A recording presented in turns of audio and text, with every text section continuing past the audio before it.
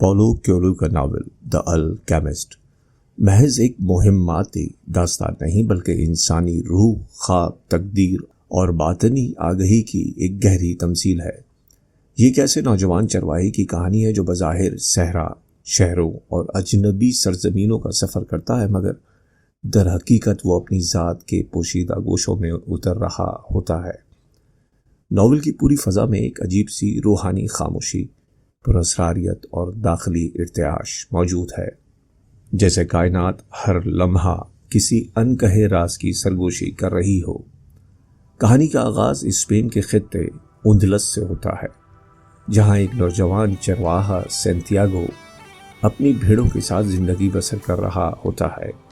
اس کی زندگی بظاہر سادہ، پرسکون اور فطرت کے قریب ہے، مگر اس کے باطن میں ایک انجانی بے قراری موجزن رہتی ہے۔ وہ ان لوگوں میں سے نہیں جو معمولات زندگی ہی کو اپنی آخری منزل سمجھ لیتے ہیں۔ اس کی نگاہ افق کے پار کسی ایسی حقیقت کی متلاشی ہے کہ جس سے وہ خود بھی پوری طرح واقف نہیں۔ وہ کتابیں پڑھتا ہے، سفر کرتا ہے، آسمان کو تکتا ہے اور محسوس کرتا ہے کہ دنیا میں محض زندہ رہنے سے کہیں زیادہ کچھ اور بھی موجود ہے۔ اسی اضطراب کے عالم میں اسے بار بار ایک ہی خواب دکھائی دیتا ہے۔ خواب میں وہ خود کو مصر کے عظیم اہرام کے سائے تلے کھڑے دیکھتا ہے، جہاں زمین کے نیچے خزانہ مدفون ہے۔ یہ خواب اس کے دل میں ایک ایسی کسک پیدا کر دیتا ہے جو رفتہ رفتہ یقین میں بدلنے لگتی ہے۔ خواب کی تعبیر جاننے کے لیے وہ ایک جپسی عورت کے پاس جاتا ہے، جو اسے بتاتی ہے کہ خزانہ واقعی موجود ہے، مگر اسے پانے کے لیے اسے مصر کا سفر کرنا ہوگا۔ یہ پیش گوئی اس کے دل میں ایک عجیب سی ہلچل پیدا کرتی ہے، مگر اصل انقلاب اس وقت برپا ہوتا ہے جب اس کی ملاقات ایک پراسرار بزرگ مالکی صادق سے ہوتی ہے، جو خود کو سالم کا بادشاہ کہتا ہے۔ مالکی صادق محض ایک کردار نہیں بلکہ تقدیر کی آواز معلوم ہوتا ہے۔ وہ سینتیاگو کو انسان کی پرسنل لیجنڈ یعنی اس کی حقیقی تقدیر کا مفہوم سمجھاتا ہے۔ وہ اسے بتاتا ہے کہ ہر انسان کے دل میں ایک خواب ودیعت کیا جاتا ہے، مگر بیشتر لوگ خوف، مصلحت یا عادت کی زنجیروں میں جکڑ کر اسے فراموش کر دیتے ہیں۔ اسی گفتگو میں وہ ایک ایسا جملہ کہتا ہے جو صرف سینتیاگو کو ہی نہیں، قاری کے باطن میں بھی دیر تک گونجتا رہتا ہے۔ جب تم کسی چیز کو پوری سچائی سے چاہو تو پوری کائنات اسے تم تک پہنچانے میں لگ جاتی ہے۔ یہ الفاظ سینتیاگو کے لیے محض نصیحت نہیں رہتے بلکہ ایک باطنی بیداری میں تبدیل ہو جاتے ہیں۔ وہ اپنی بھیڑیں فروخت کر دیتا ہے اور ایک نامعلوم سفر پر روانہ ہو جاتا ہے، گویا وہ اپنے پرانے وجود سے دست بردار ہو کر ایک نئی روحانی دنیا میں قدم رکھ رہا ہو۔ اس کا پہلا پڑاؤ افریقہ کا شہر ہوتا ہے، جہاں پہنچتے ہی اس کے خوابوں کی پہلی آزمائش شروع ہو جاتی ہے۔ ایک اجنبی شخص اسے دھوکہ دے کر اس کی تمام جمع پونجی لوٹ لیتا ہے۔ یکایک وہ خود کو ایک اجنبی سرزمین میں تنہا، بے یار و مددگار اور شکستہ حال پاتا ہے۔ اس لمحے اس کے دل میں پہلی بار یہ سوال جنم لیتا ہے کہ آیا اس نے اپنی زندگی کی سب سے بڑی حماقت تو نہیں کر دی؟ مگر یہی وہ مقام ہے جہاں اس کے اندر خواب اور حقیقت کی کشمکش شدت اختیار کرتی ہے۔ زندگی کا پہیہ چلانے کے لیے وہ ایک کرسٹل مرچنٹ کی دکان پر کام شروع کر دیتا ہے۔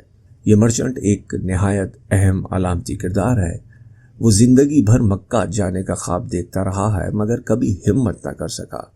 وہ خواب کو حقیقت بنتے ہوئے دیکھنے سے خوفزدہ ہے، کیونکہ اسے ڈر ہے کہ اگر خواب پورا ہو گیا تو پھر جینے کا سہارا کیا باقی رہے گا۔ سینتیاگو اس کے برعکس ہے۔ وہ خواب کے تعاقب میں سب کچھ کھونے کو تیار ہے۔ دکان میں کام کرتے ہوئے وہ نہ صرف تجارت کے رموز سیکھتا ہے بلکہ یہ حقیقت بھی سمجھنے لگتا ہے کہ انسان کی سب سے بڑی محرومی ناکامی نہیں بلکہ خواب دیکھنا ترک کر دینا ہے۔ کچھ عرصے بعد وہ ایک قافلے کے ساتھ صحرا کی جانب روانہ ہوتا ہے۔ یہی صحرا اس ناول کی سب سے بڑی علامت بن جاتا ہے۔ صحرا خاموش ہے، مگر اس خاموشی میں ایک عجیب فصاحت ہے۔ یہاں انسان بیرونی شور سے دور ہو کر اپنے باطن کی آواز سننے لگتا ہے۔ اسی سفر میں سنتیاگو کی ملاقات ایک انگریز سے ہوتی ہے جو کیمیا گری کے اسرار کی تلاش میں ہے۔ وہ کتابوں، فلسفوں اور نظریات میں گم رہتا ہے، جبکہ سنتیاگو زندگی کو محسوس کر کے سیکھ رہا ہوتا ہے۔ یہ تضاد ناول کے ایک نہایت اہم فکری پہلو کو آشکار کرتا ہے۔ بعض سچائیاں مطالعے سے نہیں بلکہ تجربے سے منکشف ہوتی ہیں۔ صحرا کی وسعتوں میں سنتیاگو آہستہ آہستہ یہ سیکھنے لگتا ہے کہ کائنات محض مادی اشیاء کا مجموعہ نہیں بلکہ ایک زندہ روح ہے۔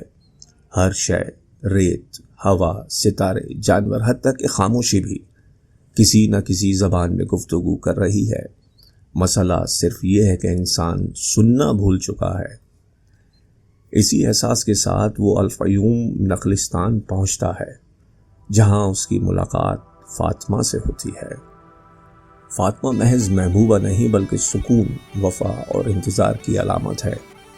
سنتیاگو پہلی بار محسوس کرتا ہے کہ شاید محبت ہی اس کے سفر کی آخری منزل ہو سکتی ہے، مگر فاطمہ اسے روکنے کے بجائے کہتی ہے، اگر میں واقعی تمہاری تقدیر کا حصہ ہوں تو تم ایک دن ضرور لوٹو گے۔ یہ جملہ محبت کو ملکیت کے تصور سے نکال کر یقین اور آزادی کی سطح پر لے جاتا ہے۔ فاطمہ سنتیاگو کو باندھتی نہیں بلکہ اسے اس کی تقدیر کی جانب روانہ کرتی ہے۔ اسی نخلستان میں سنتیاگو کی ملاقات ایک پراسرار شخصیت الکیمسٹ سے ہوتی ہے، جو اس ناول کا سب سے عمیق اور روحانی کردار ہے۔ الکیمسٹ اسے سکھاتا ہے کہ خوف انسان کی سب سے بڑی قید ہے۔ وہ کہتا ہے، اپنے دل کی سنو کیونکہ وہ ہر شے کو جانتا ہے۔ الکیمسٹ سنتیاگو کو یہ ادراک عطا کرتا ہے کہ اصل خزانہ سونا یا دولت نہیں بلکہ وہ شعور ہے جو انسان سفر کے دوران حاصل کرتا ہے۔ وہ اسے سول آف دا ورلڈ یعنی کائنات کی روح کا تصور سمجھتا ہے، اور بتاتا ہے کہ جب انسان اپنے دل کی حقیقی آواز سن لیتا ہے تو وہ کائنات کے ساتھ ہم آہنگ ہو جاتا ہے۔ بعد ازاں صحرا میں جنگ چھڑ جاتی ہے اور ایک جنگجو قبیلہ سنتیاگو اور الکیمسٹ کو گرفتار کر لیتا ہے۔ یہاں الکیمسٹ ایک عجیب شرط پیش کرتا ہے کہ سنتیاگو خود کو ہوا میں تبدیل کرے۔ بظاہر یہ ناممکن معلوم ہوتا ہے، مگر حقیقت میں اس کی یقین، ایمان اور باطنی بیداری کا امتحان ہوتا ہے۔ اسی لمحے سنتیاگو اپنے اندر اس قوت کو دریافت کرتا ہے جو خوف، شک اور محدودیت سے ماورا ہے۔ آخر کار وہ مصر کے اہرام تک پہنچ جاتا ہے، مگر یہاں اسے خزانہ نہیں ملتا بلکہ ڈاکو اسے مار کر لوٹ لیتے ہیں۔ انہی میں سے ایک شخص طنزی انداز میں اسے بتاتا ہے کہ اس نے بھی ایک خواب دیکھا تھا جس میں خزانہ اسپین کے ایک پرانے چرچ کے نیچے دفن تھا۔ یہی لمحہ سنتیاگو پر حقیقت آشکار کرتا ہے۔ وہ سمجھ جاتا ہے کہ جس خزانے کی تلاش میں وہ دنیا بھر میں بھٹکتا رہا، وہ ابتدا ہی سے اس کے اپنے وطن میں موجود تھا۔ وہ واپس اسپین لوٹتا ہے، اسی چرچ کے نیچے زمین کھودتا ہے اور واقعی خزانہ پا لیتا ہے، مگر اب تک وہ جان چکا ہوتا ہے کہ اصل خزانہ سونا نہیں بلکہ وہ شعور، وہ بصیرت، وہ درد، وہ عشق، وہ خوف اور وہ سفر تھا جس نے اسے ایک عام چرواہے سے ایک بیدار روح میں تبدیل کر دیا۔ اور شاید یہی اس ناول کا سب سے بڑا سچ ہے۔ بعض اوقات انسان کو اپنی منزل تک پہنچنے کے لیے پوری دنیا کا سفر اس لیے کرنا پڑتا ہے تاکہ وہ واپس آ کر خود کو پہچان سکے۔ میں ہوں آپ کے ساتھ فیصل سعید سرخان۔ زندگی رہی تو پھر ملاقات ہوتی ہے کسی اور اپڈیٹ کے ساتھ۔ شکریہ۔